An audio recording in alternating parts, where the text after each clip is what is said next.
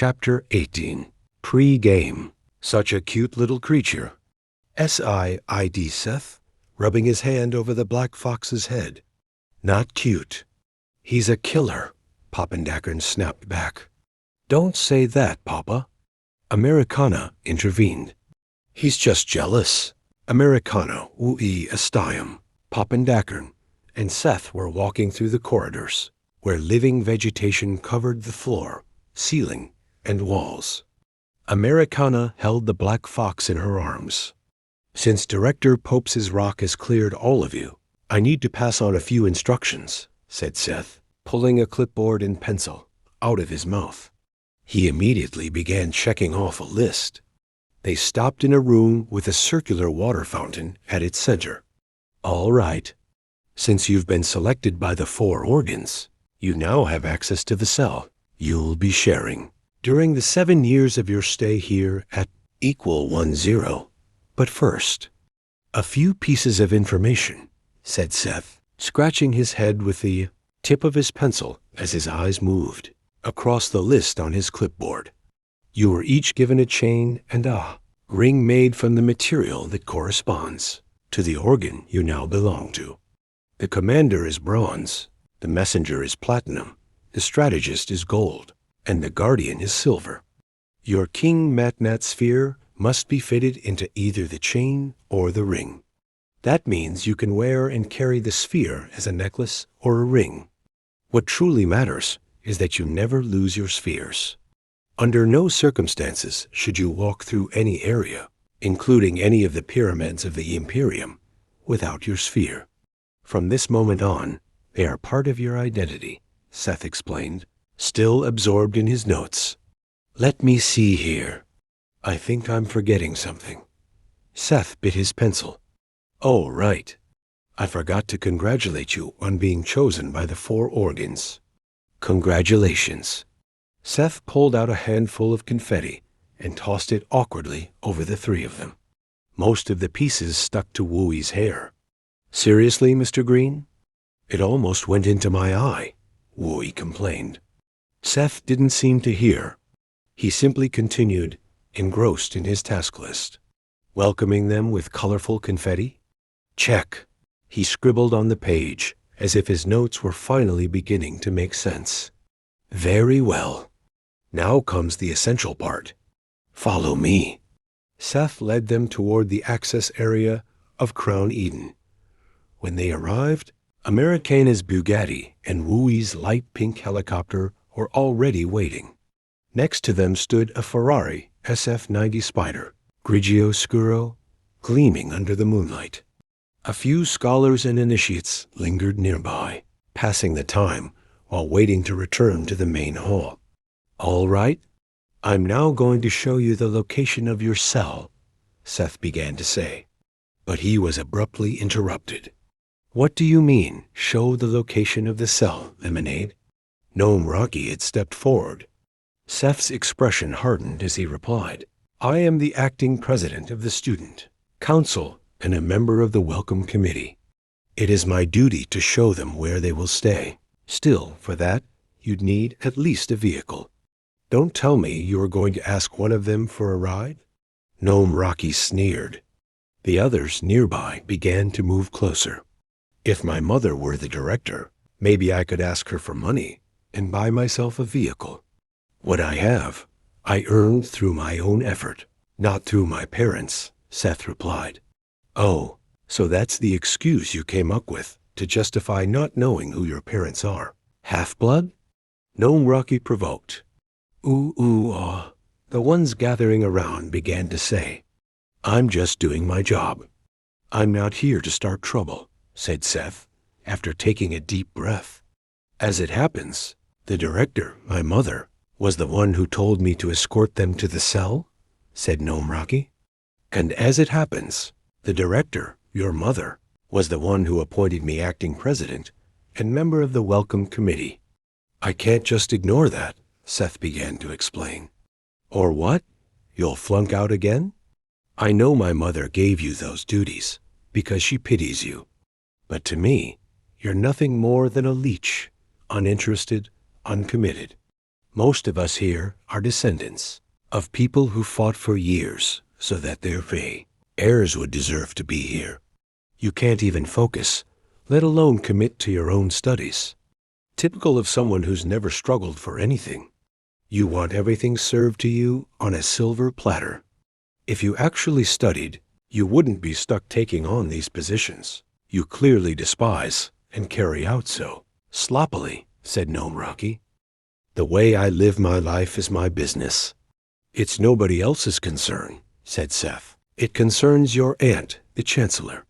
She suffers for having a nephew like you, said Gnome Rocky. Seth clenched his fists and stepped closer to Gnome Rocky. Don't you dare talk about my family. You think you know something, but you know nothing. Seth shouted.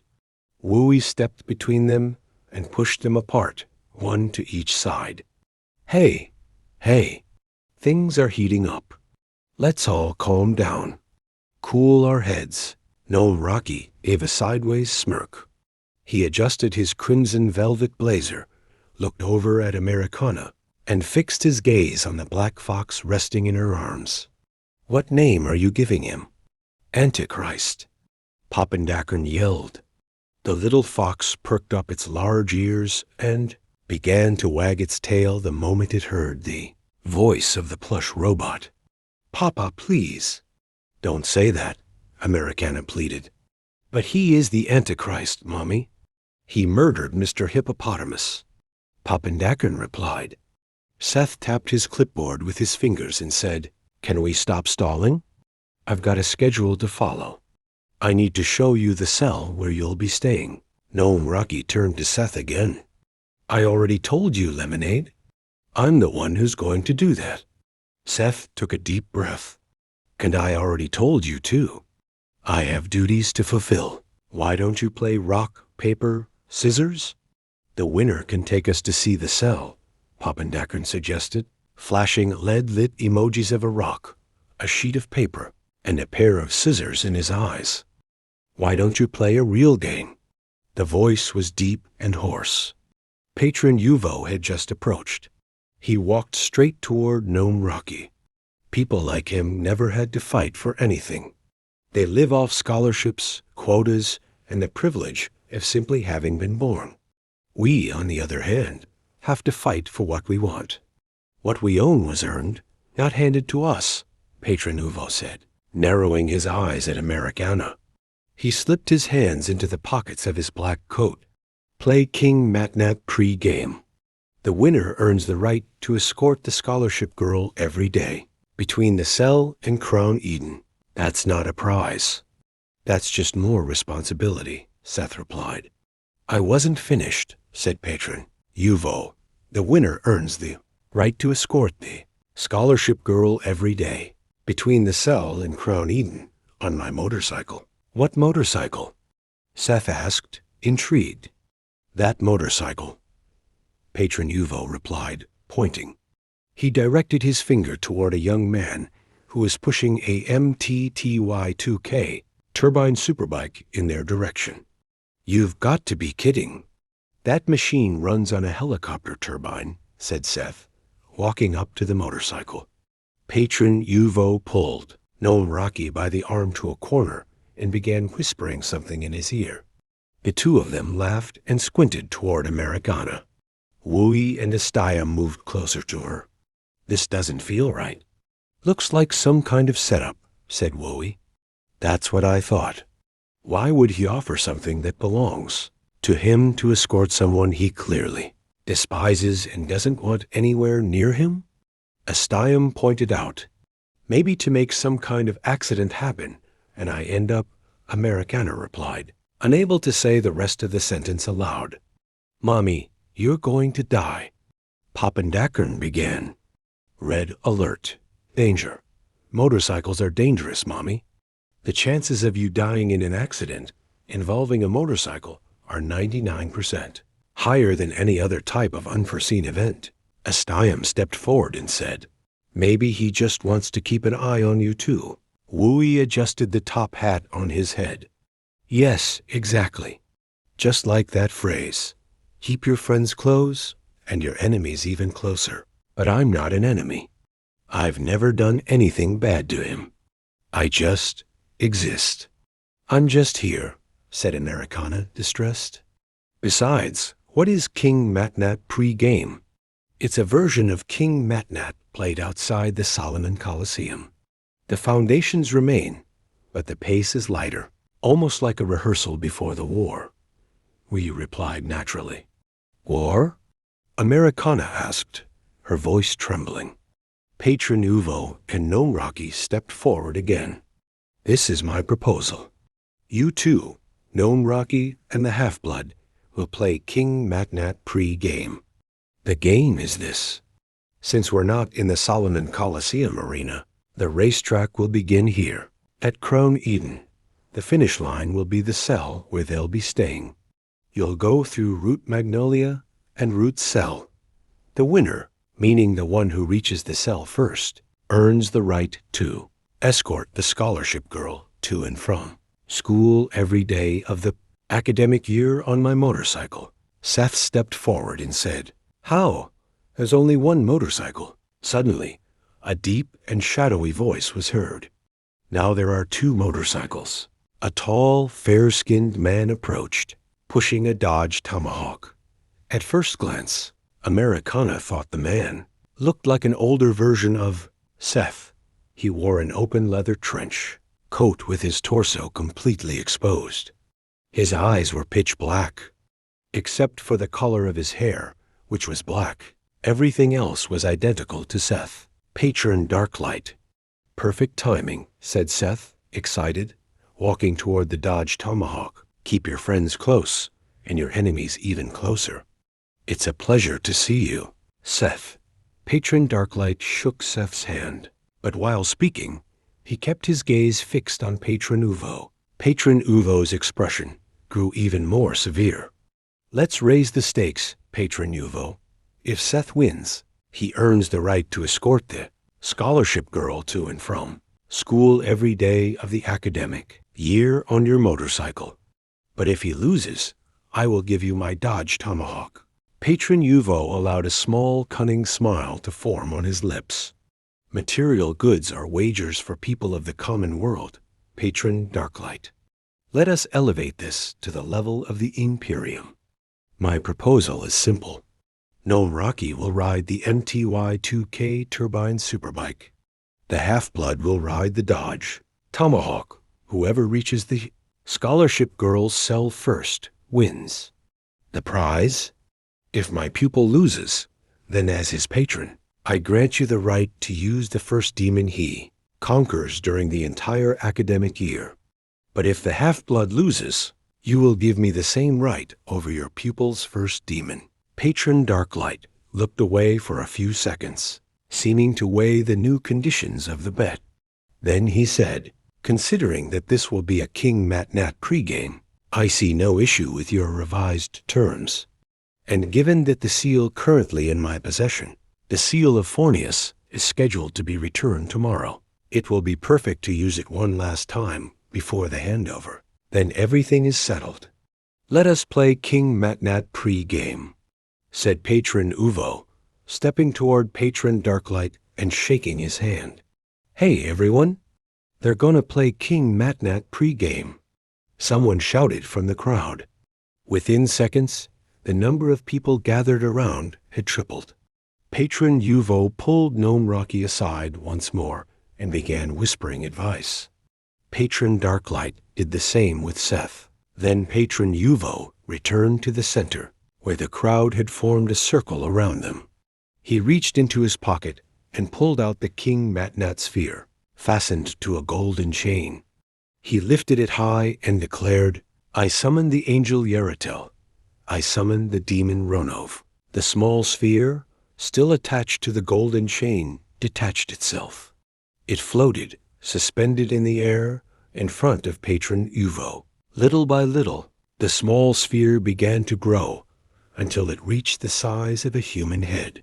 From the sphere, a humanoid body began to form, its shape unfolding downward as if the sphere itself were the head.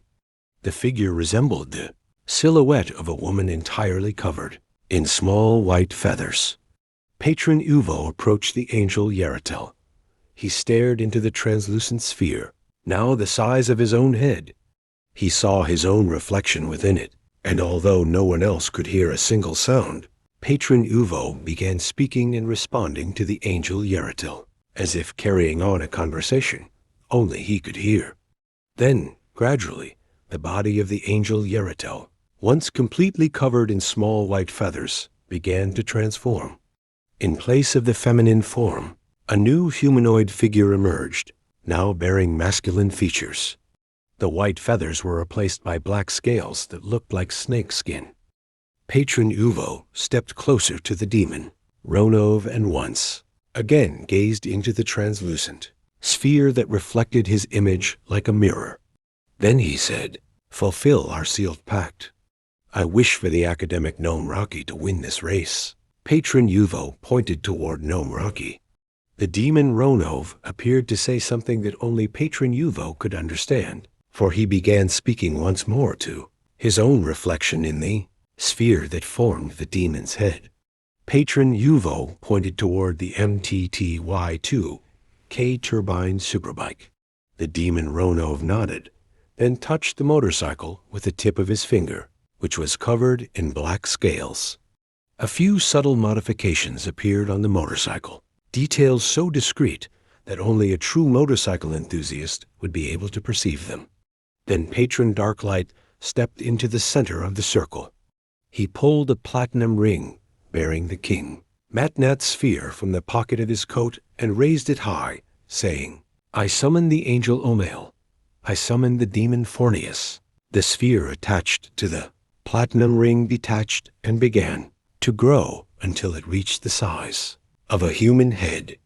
A humanoid body with feminine contours emerged from it, covered in small white feathers.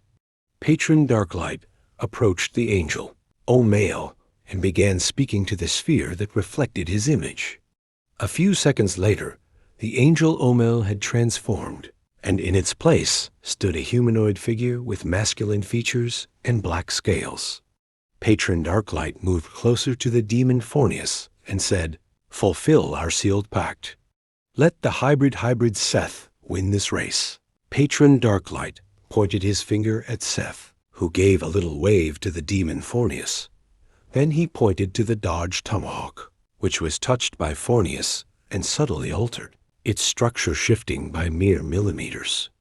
Then the two demons, Ronov and Fornius, approached each other and stood face to face.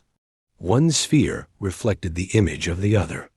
They seemed to be conversing, moving their heads slightly, though no sound could be heard. Suddenly, both demons turned their translucent sphere heads toward Americana. Americana swallowed hard. Her body turned cold. Ronov and Fornius began to move closer. Instinctively, Wooey and Astayam stepped back. Papandakan shifted a few centimeters away from Americana and bowed before the two advancing demons. Americana held her breath. She felt petrified. She couldn't move a single muscle. She couldn't even blink. She watched as the translucent spheres drew nearer and nearer until she could see her reflection in both of them.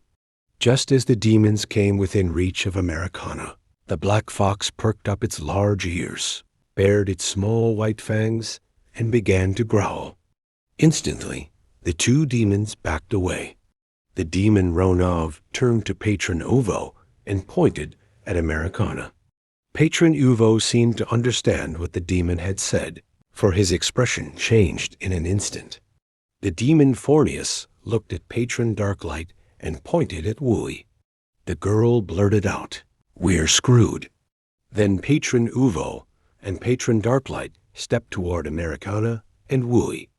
"The demons want both of you to take part in the race," said Patron Darklight. "The scholarship girl goes with Gnome Rocky. The anime wannabe goes with the half-blood," said Patron Uvo. "What? What do you mean? Go where?" Wooey began to ask. I don't understand," Americana said, panicking. Seth walked over, took the top hat from Wooey's head, and placed it on his own. The kitty rides with me. Don't worry. If you're with me, you're with God," said Seth. Gnome Rocky approached Americana, flashed a crooked smile, and said, "Let the nerd keep the little fox. I promise this trip will be unforgettable." Americana stepped back, panicked. No. I've never even sat on the back of a motorcycle. I don't even know what a race is. Where's Papa? Poppendackern, help me. Activate red alert. Danger, now. But to Americana's dismay, Poppendackern lowered his head, clasped his tiny hands behind his back, began shuffling his foot, and avoided eye contact as he said, "I'm sorry, Mommy, but I was manufactured with a filter that prevents me from going against a determination derived from a sealed pact. Pacts are sacred, sealed, and must follow all criteria contained in the Shem HaMephorash and the Ars Goetia." His lead-lit eyes displayed, "Access denied. Sorry, Mommy. Factory protocols prevent intervention." Astiam approached Americana and Wooey. He pulled them aside and said, "Don't worry.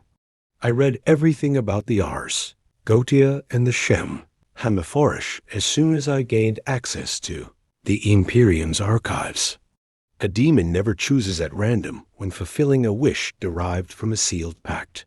You're going to be fine." Patron Uvo called out from a distance, "Let's move this along and stop stalling.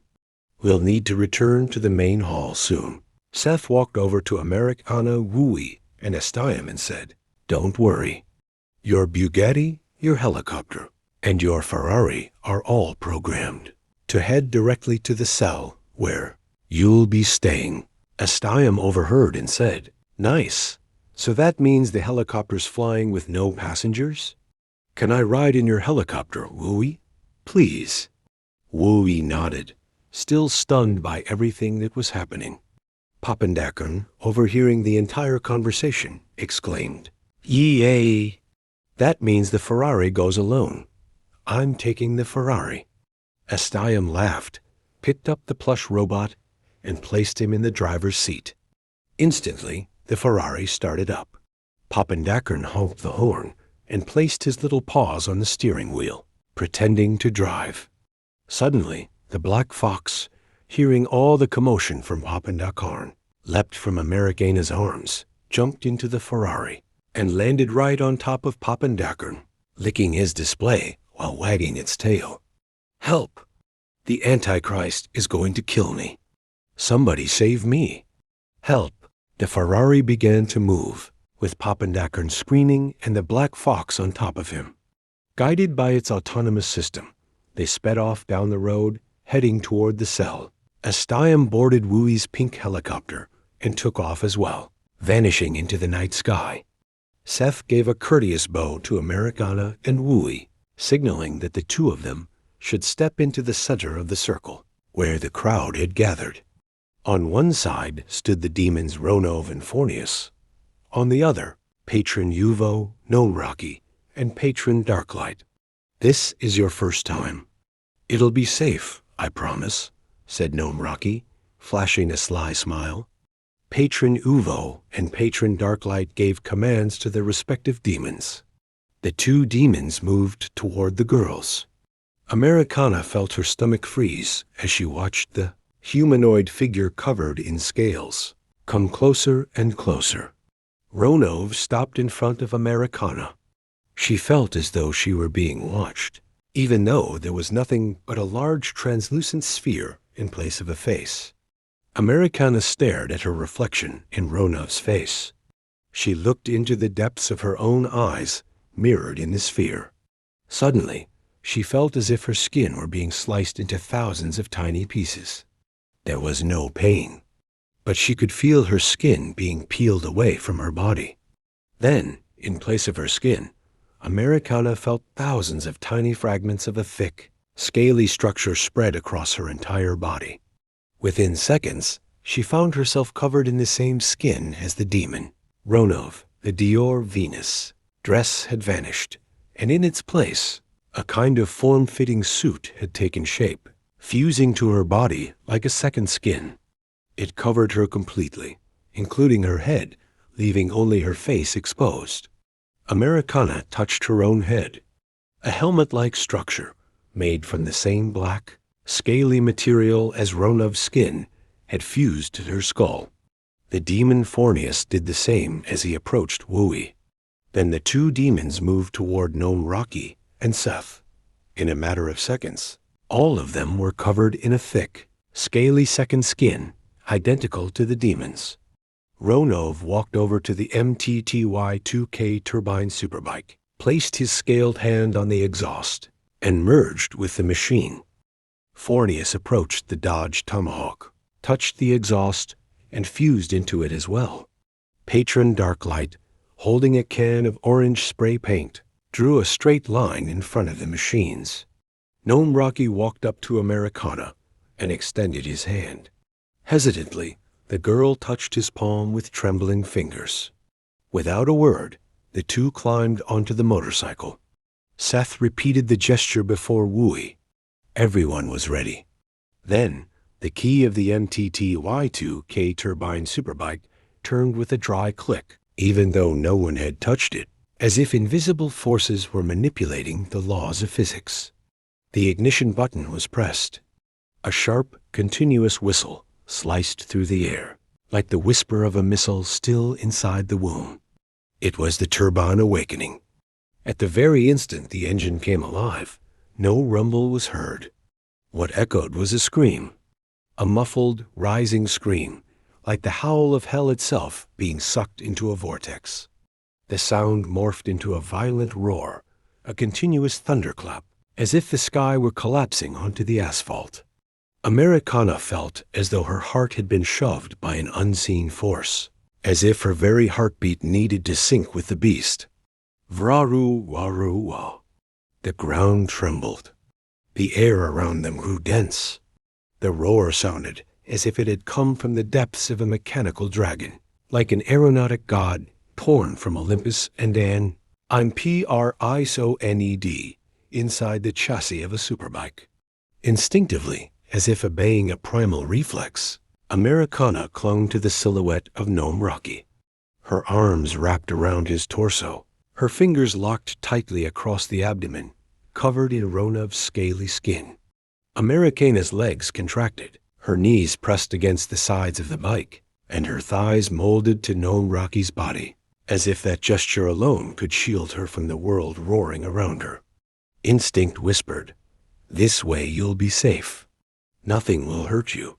But lucidity, the kind that lives in the waking mind and pulses from a shadowed corner, murmured coldly, "He will hurt you. You know that. Everything here is being manipulated. Everyone will laugh when you fall. On the other side." Seth felt the cold air brushing his face, as if heading out for a casual ride, not a war ritual. The hybrid with lime green hair lifted, his eyes to the synthetic sky of the Prince equal 10 pyramid, and clicked, his tongue with a half smile. Okay, let's go. It's just another game, Seth thought, trying to convince himself that it didn't mean much. But he knew it did, because on the other side of the track stood Gnome Rocky, and in his arms, the scholarship girl. Before he could follow the thought any deeper, he felt a firm touch at his waist. Wooey was already on the bike. No hesitation, no asking permission, just action. Her arms wrapped around him as if they already knew the way. Her hands pressed against his abdomen, covered in the living scales of Fornius. Her thighs aligned precisely with his back. Her breathing was steady, warm, unshaken. Seth gripped the handlebars of the Dodge Tomahawk. He could feel the dormant vibration of the machine like a beast about to awaken. He turned his head for a moment, and he saw Americana wrapped around Gnome Rocky, the way her body curved into his, as if she were under protection, as if she trusted him. Seth turned his eyes away too quickly. Whatever, he thought. But the thought echoed falsely, the way things echo when they are not truly believed. Then The dodged tomahawk came to life. It didn't scream like the MTTY2K. It growled. The deep rumble tore through the air, as if the four wheels had swallowed thunder and were now spitting it back in a demonic rhythm. Whum! The metal vibrated entirely, like a beast made of scales and fire, ready to break free. The sound didn't touch the body. It invaded the bones. The helmet fused to the skull, pulsed with the rhythm of FOEDUS. It was as if the machine breathed with him. Seth smirked, a smile almost indecent, almost cruel. There was nothing left but the asphalt. No past, no future. Behind him, Wooey kept her body perfectly aligned. She didn't react to the roar of the tomahawk. She didn't move. She either trusted or faked it better than anyone. For a brief moment, Seth wished Wooey would hold him tighter. But she didn't. Yeah, Mr. Green? Now it's you and the demon. The vibration intensified. The wheels began to turn slowly. The scent of hot metal and ozone sliced through the air. The race was about to begin. Patron Uvo and Patron Darklight positioned themselves in front of the two machines. Patron Darklight raised the platinum ring and said, "The only rule is clear. In King MatNat, whether in the arena or beyond it, there must always be a winner." Patron Uvo lifted the golden chain and said, "May hell feed your inner strength, and may the heavens sustain your ambition." In perfect unison, joined and harmonious, the two patrons cried out in a powerful voice, like a battle cry, FOEDUS. They brought their hands down, Patron Darklight with the platinum ring and Patron Uvo with the golden chain, slicing through the air. At that moment, the ground beneath everyone's feet seemed to groan and weep, as the wheels of the machines tore into the earth like ravenous blades, drawing from the soil an ancestral scream. Smoke and dust had thickened the air, making it heavy for those left behind.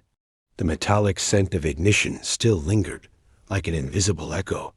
It was then that Pari's Bloodpure emerged from the crowd. "Has anyone seen Gnome Rocky?" she asked, her voice devoid of concern. A brief silence followed. Some of the onlookers exchanged hesitant glances. No one answered right away, not because they didn't know, but because they knew exactly who Pari's Bloodpure was, and they understood what that question carried.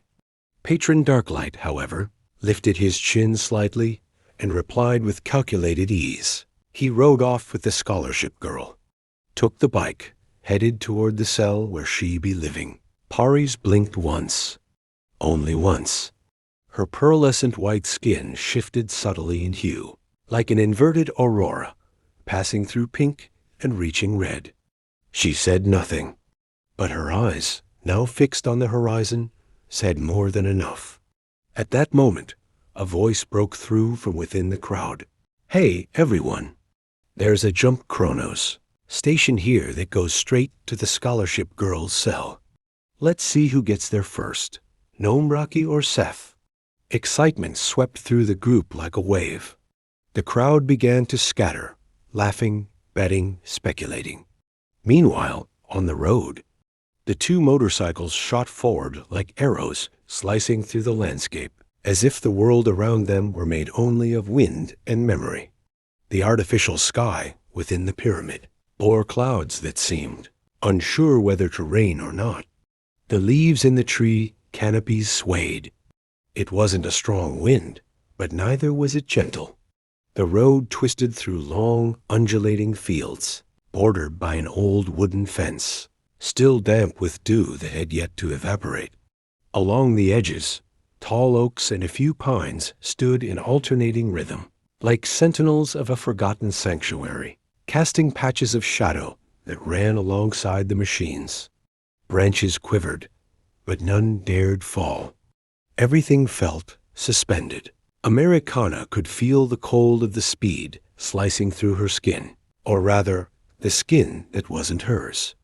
Ronev's skin clung to her body like a second flesh, a living serpent skin, scaly, sensitive, pulsing. It was as if every inch of that fabric were linked to the nerves of something, watching her from within. With every curve in the road, the suit adjusted on its own, tightening, expanding, vibrating. It felt as though she was being worn by a being that also wore her from the inside. When she touched Gnome Rocky's back for the first time, it was like plunging her fingers into a forbidden boundary between the human and the unnameable. Ronav's skin, which also covered his body, was warm, moist, almost feverish. It was like touching something both sacred and heretical at once. Frightened, terrified, fascinated, everything was fast. Far too fast. Americana's breathing couldn't keep up with the rhythm of the world. Her eyes were lost in the blurs of trees, sky, fences, and stones. Gravity felt altered. The speed was more than physical. It was metaphysical.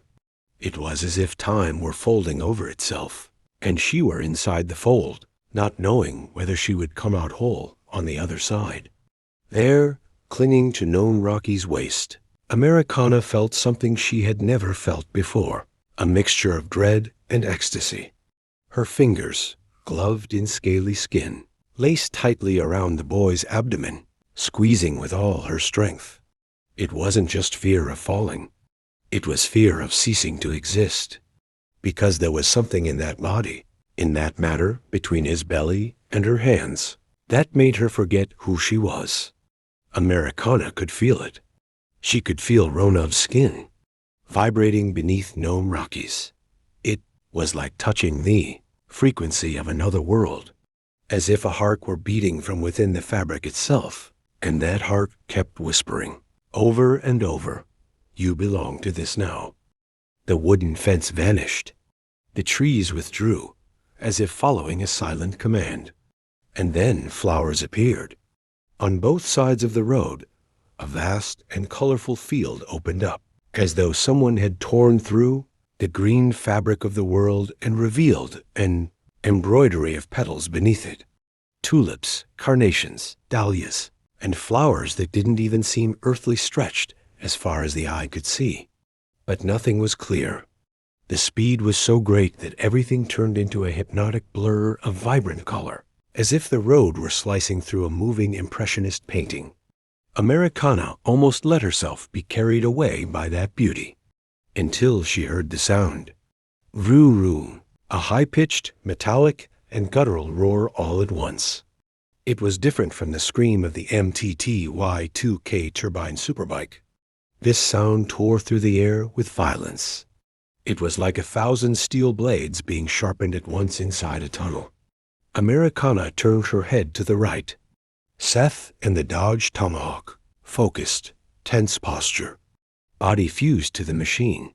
His eyes were locked on the road as if nothing else in the world existed. And he was overtaking, slowly, inch by inch. Americana's eyes widened. Behind Seth, or rather clinging to his waist, was Wooey. But there was no top hat, no pink hair, no trace of the electric, provocative girl. There was only a deformed figure, covered in the thick, scaly skin of Fornius, a living serpent made of muscle and wrath.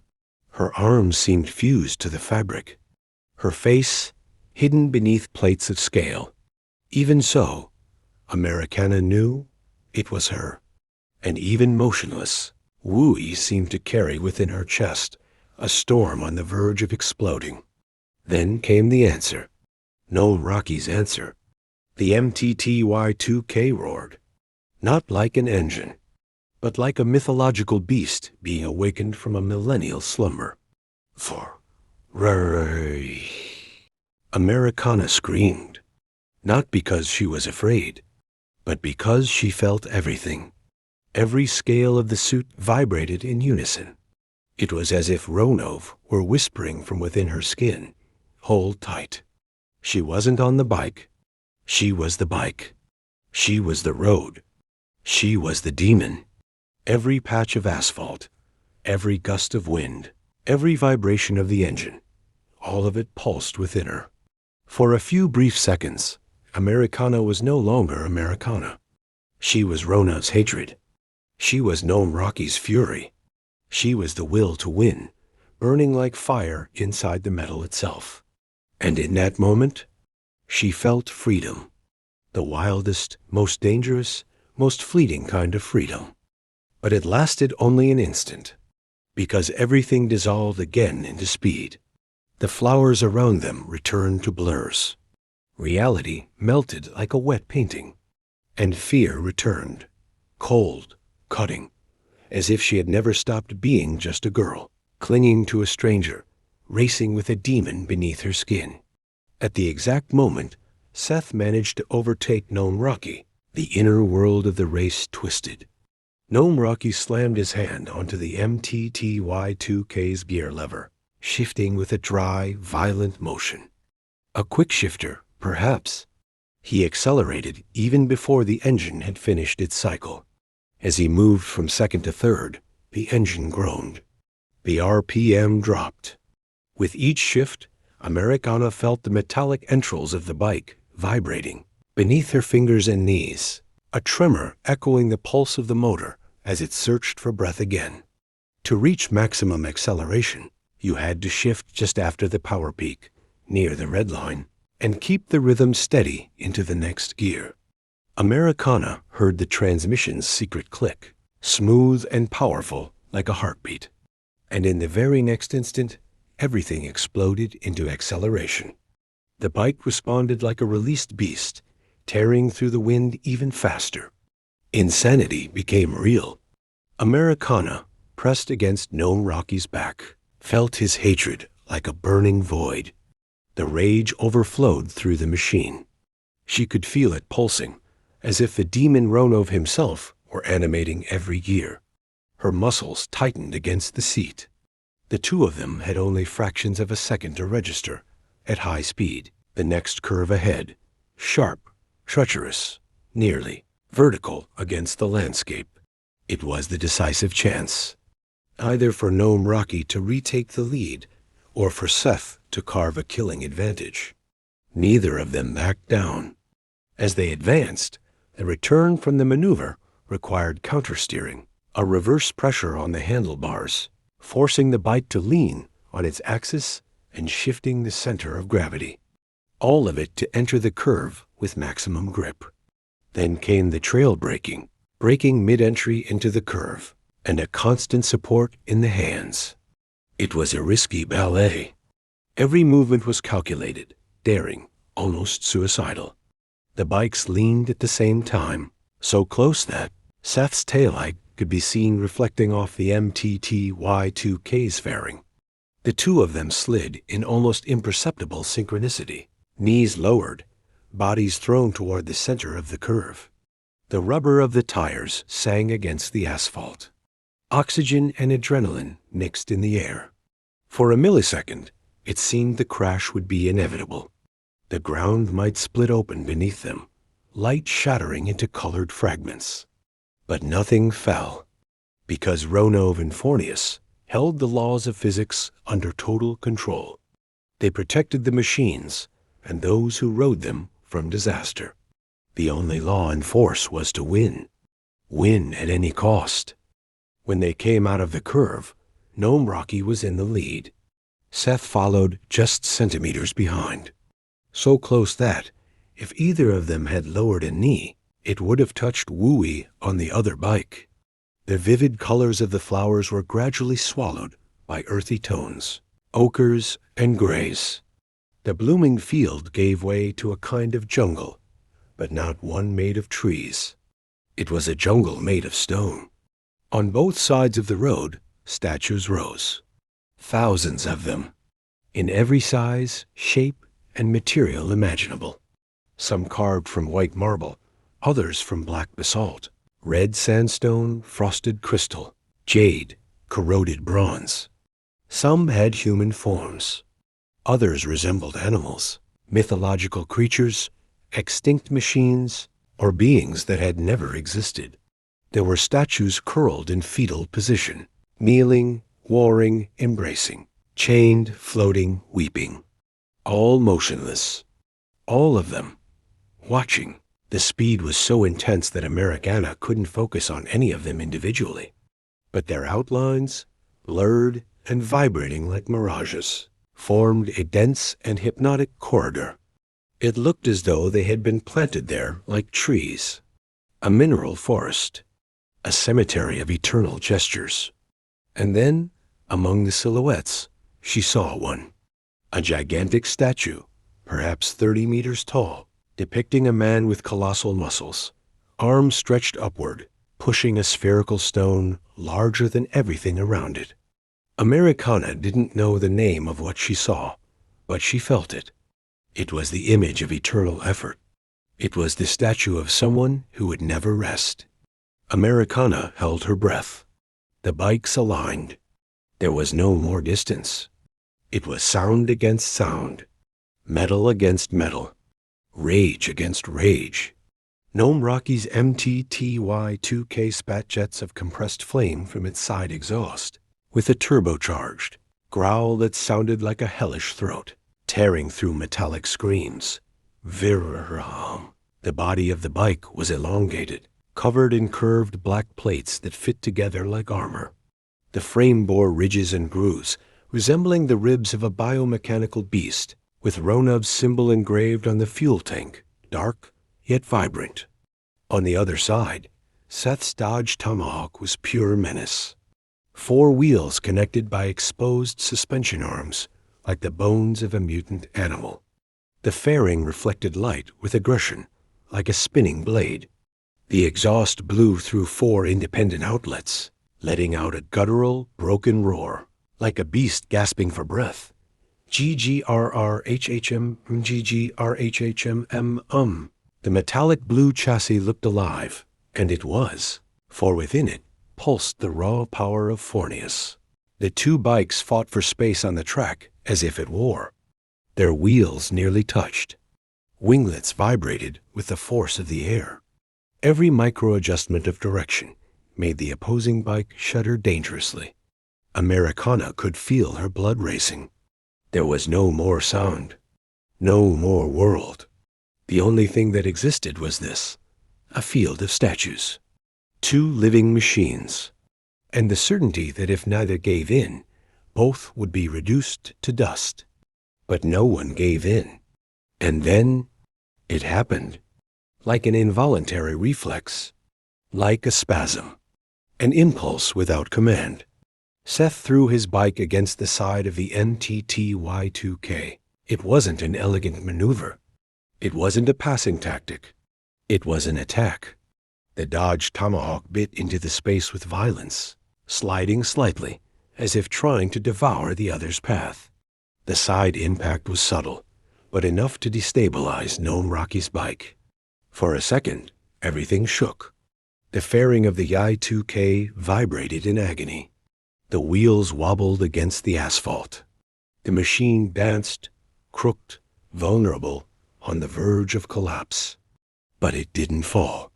It adjusted, straightened, as if it had reacted on instinct, as if Ronov had growled from within the engine and set everything back into place.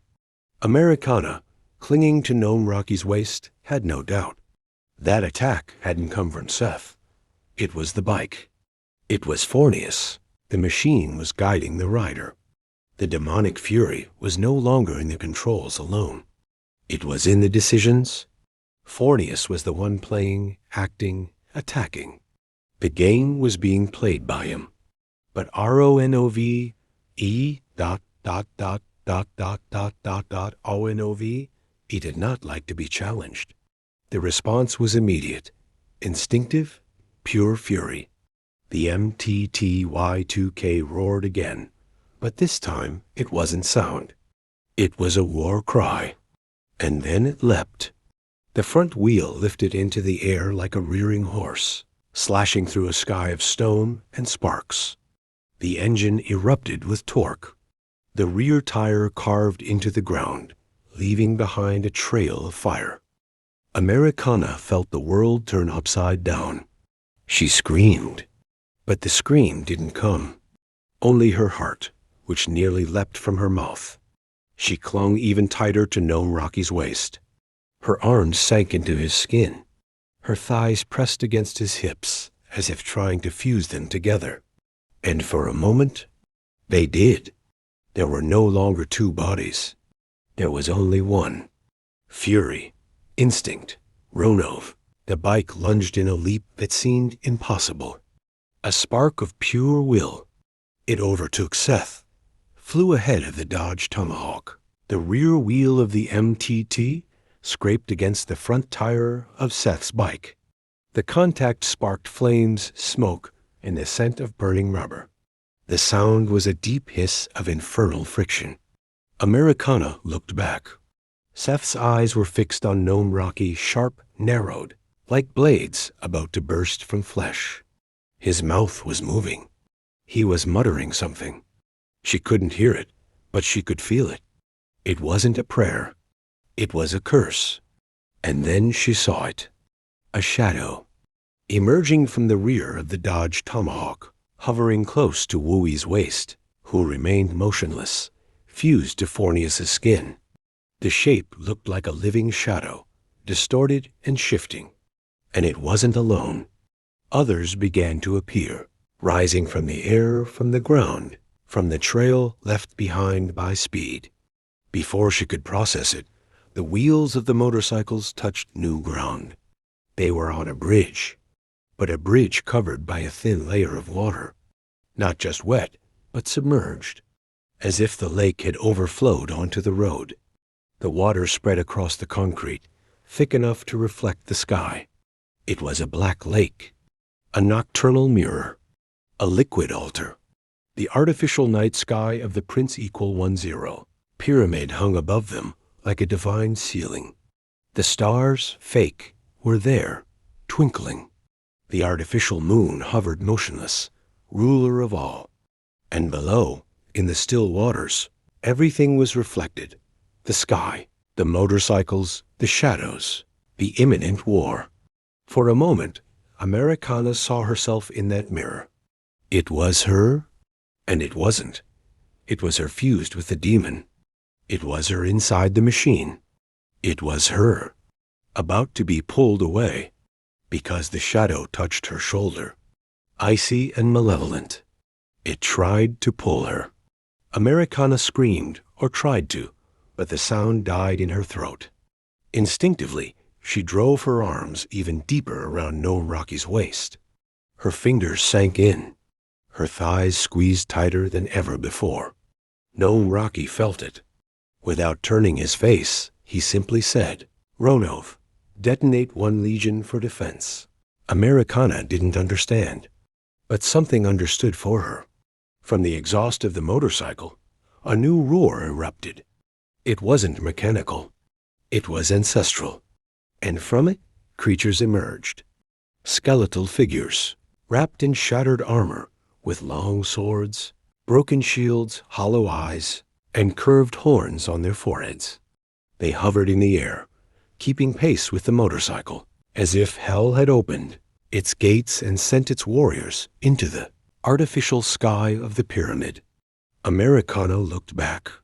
The shadows that had emerged from Seth's motorcycle were now at war with Ronov's Legion. Swords clashed in midair, unleashing sharp, metallic sounds. Each collision seemed to crack the very fabric of the sky. Clang, clang, rah-rah. 2 of them hovered beside Gnome Rocky's motorcycle. Americana saw it all. One of Ronov's warriors drove his sword into the center of a shadow's chest. There was no flesh, only bone and shadow, but even so, the impact was fatal. The shadow burst into black smoke, dissolving into the air. At that very moment, another one came emerging from the darkness, as if there were no end. The black mirror had ended. The lake was behind them. All that remained now was a thin stream of water, flowing like a creek, winding along the road with the trail of the war unfolding between worlds. Americana saw a great windmill. The structure rose on the horizon like a monument, spinning slowly under the pressure of a wind that seemed to come from deep within the earth. It was a solitary windmill, with long arms, turning as if measuring time. But before they could reach it, the shadows came. Once again, they appeared from behind, rising out of the darkness like invisible predators, now with a new objective: to reach the rear tire of the MTTY-2K. Americana saw it too late, as the first of them drove a kind of curved blade toward the tire. "Ronov, detonate 3 legions for defense and full front assault," shouted Gnome Rocky, like a commander leading an army on the battlefield. The motorcycle's exhaust, which until then had only vibrated with the heat of the engine, transfigured. It became a living mouth, incandescent, like the crater of a volcano about to erupt. A burst of red smoke, dark flames, and molten embers erupted from the exhaust vent, as if hell had torn open a fissure through the gears. Americana felt the heat sweep over her head. She also felt a shadow, or several, darting across the sky like arrows. She looked up instinctively, and what she saw left her frozen. Thousands of those beings were now locked in full combat, high above Americana's head. They were armed skeletons, infernal beasts, soldiers clad in armor and shields. While some tried to draw near, others from Ronov's own legion intercepted the attacks mid-air.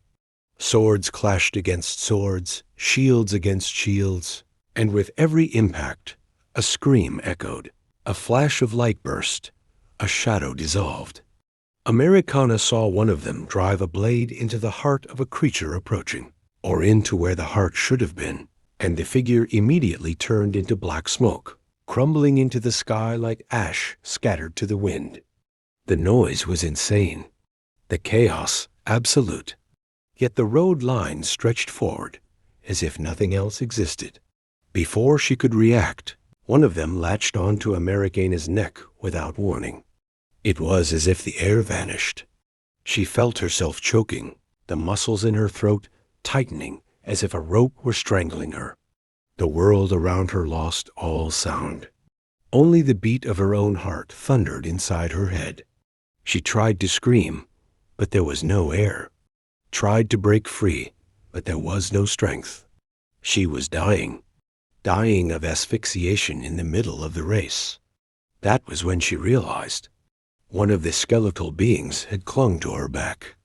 A cold weight made of bone and shadow molded to her body like a parasite. But it didn't want to kill her.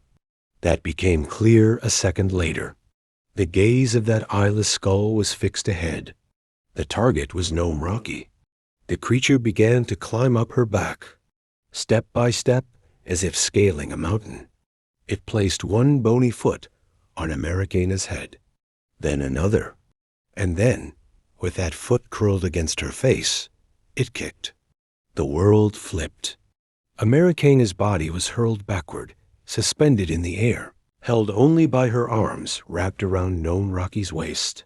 She was left hanging, upside down, the ground above, the sky below. And in that inverted state, she saw everything. Seth, his face tense, eyes locked on the road, and Wooey, engulfed in layers of those creatures, wrapped in smoke and limbs.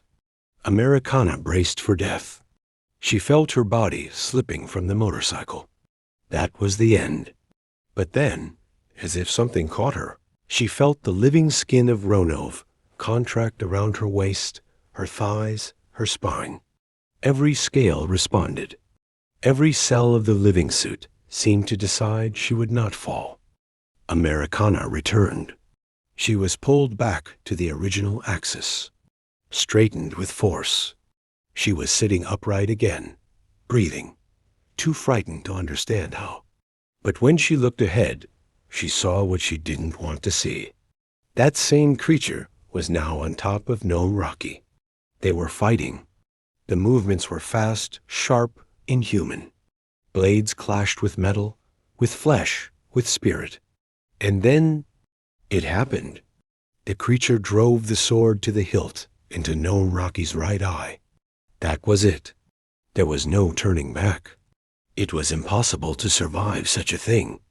The blade had been thrust without hesitation, without mercy, without error. Gnome Rocky now had a sword buried to the hilt in his right eye. The steel must have pierced through the eyeball, shattered the orbital bones, and driven deep into the brain. No miracle could undo that. That was death.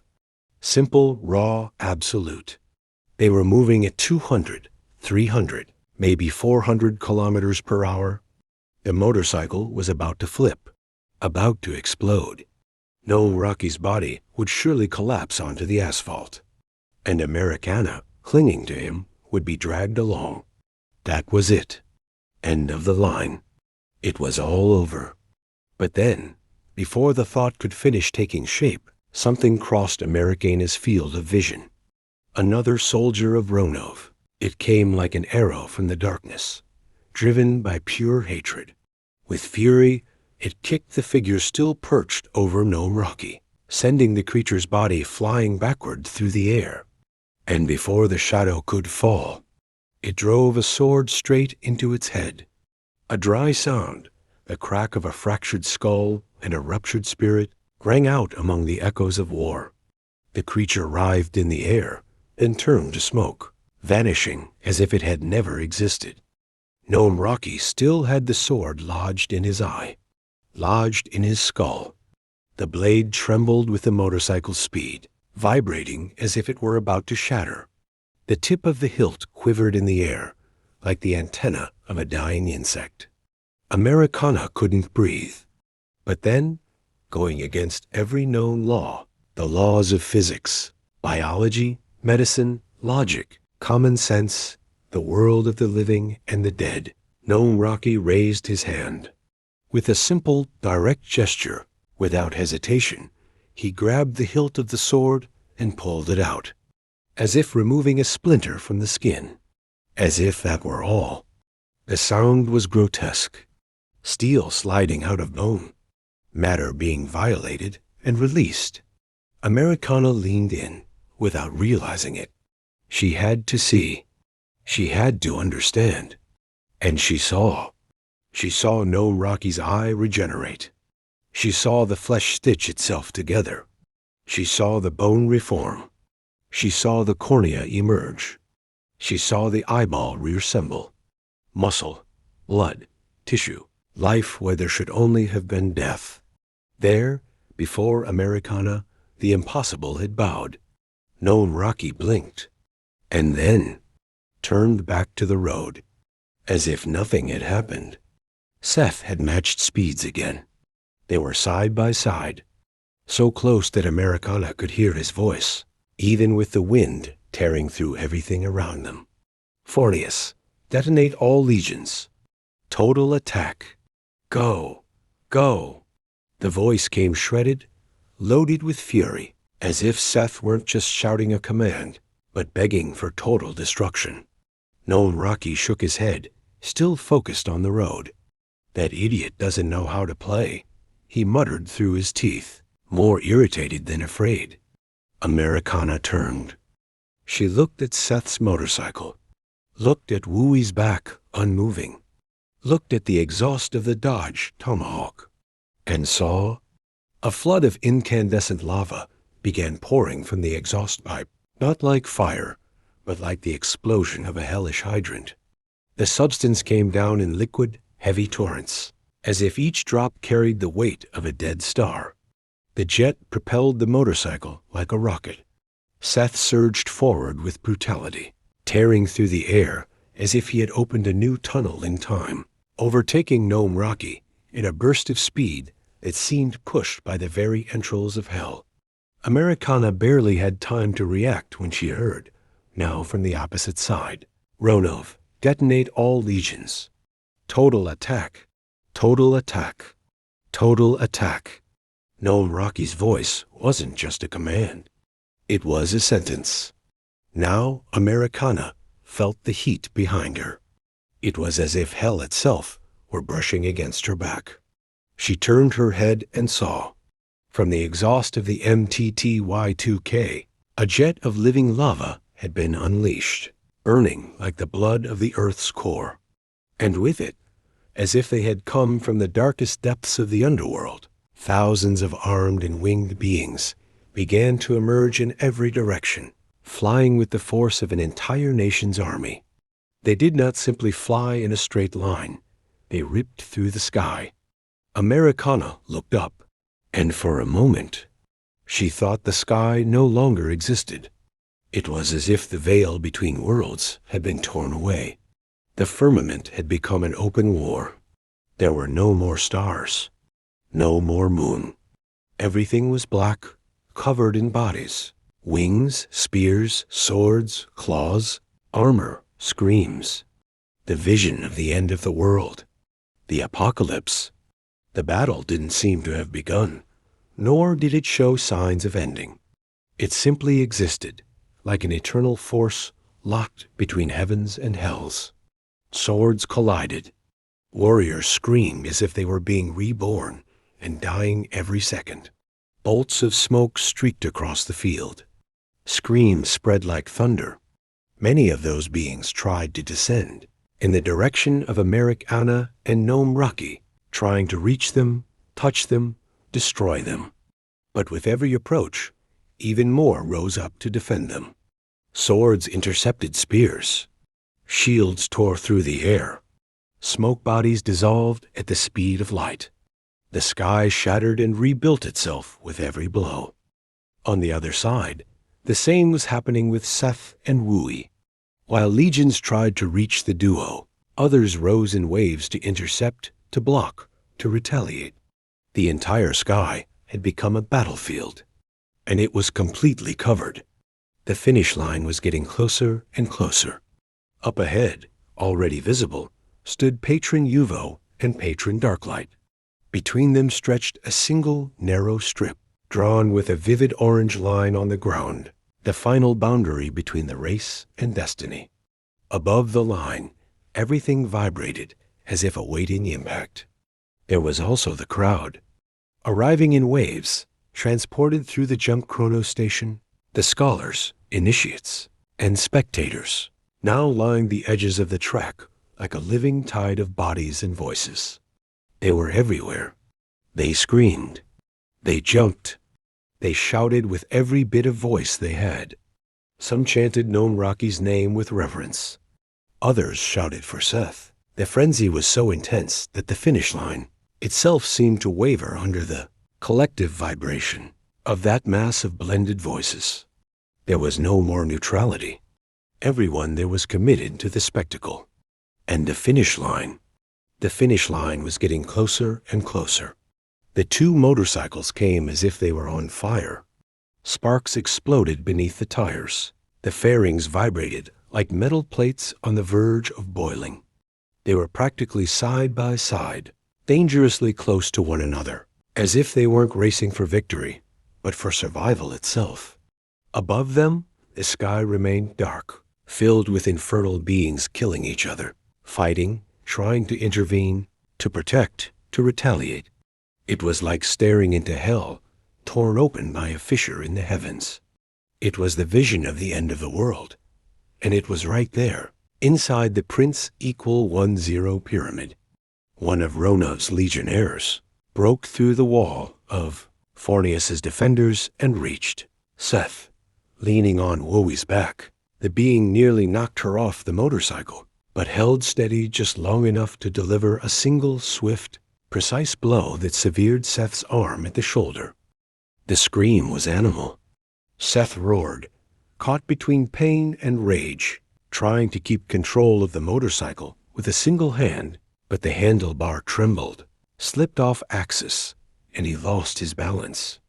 At the same time, another warrior, now from Fornius's ranks, broke through Ronav's aerial defense and drove his sword with full force into the front wheel of the MTT Y2K. Gnome Rocky's motorcycle locked. It skidded, spun on itself. Americana was thrown, soaring through the air, crashing onto the asphalt and falling behind. Seth went down as well. The motorcycle slid for meters, still spewing sparks and lava from its sides, and Wooey, still strapped to it, was dragged along, swallowed by the machine. Gnome Rocky was launched. He rolled several times across the ground. It was impossible to stand. But he stood. With unsteady legs, limping, spitting blood, the newly regenerated eye still stitching itself into his shattered face. Gnome Rocky raised his head and saw the finish line, marked with bright orange spray paint. And he began to walk, staggering, dragging his body, stepping on his own blood. On the other side, Seth was also trying to crawl. The severed arm left behind an intermittent stream of blood. With his one remaining arm, he dug his fingers into the asphalt and pulled himself forward. Behind the finish line stood Patron Yuvo and Patron Darklight, unmoving. Their faces were carved from stone.